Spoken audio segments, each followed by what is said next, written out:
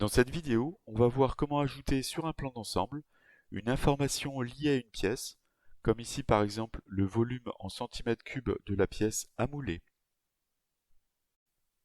Cette valeur numérique changera automatiquement dès qu'il y aura une modification du modèle 3D.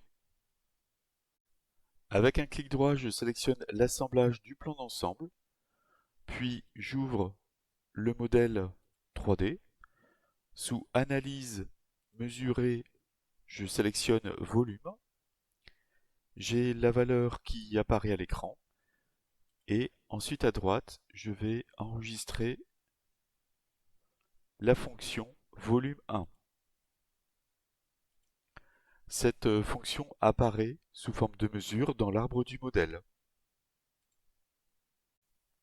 J'ouvre maintenant l'assemblage. Sous l'onglet Outils, Relations, à droite de Filtrer par, je choisis Courante et toutes les sous-fonctions. Je retrouve ici la mesure du volume. Je sélectionne avec un clic gauche cette cellule, puis un clic droit, Insérer dans les relations. Donc ici, je vais diviser la valeur par 1000 pour avoir la valeur en centimètres cubes. Et tout à gauche, ici, je vais donner le nom de volume, égal. À droite, ici, je sélectionne ce bouton pour vérifier ce que j'ai écrit. La relation a été vérifiée et je valide cette fenêtre. Ainsi, la valeur numérique du volume qui fait partie du modèle Flask, cette information remonte au niveau de l'assemblage avec le paramètre volume.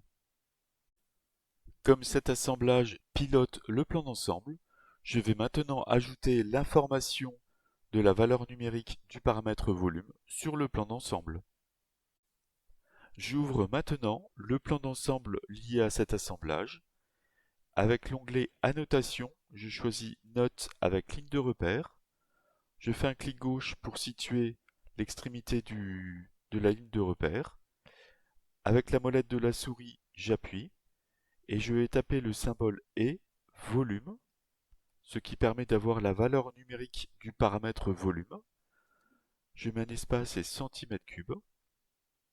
Je vais mettre le 3 en exposant. Et tout à gauche, je vais ajouter quand même l'indication volume égale.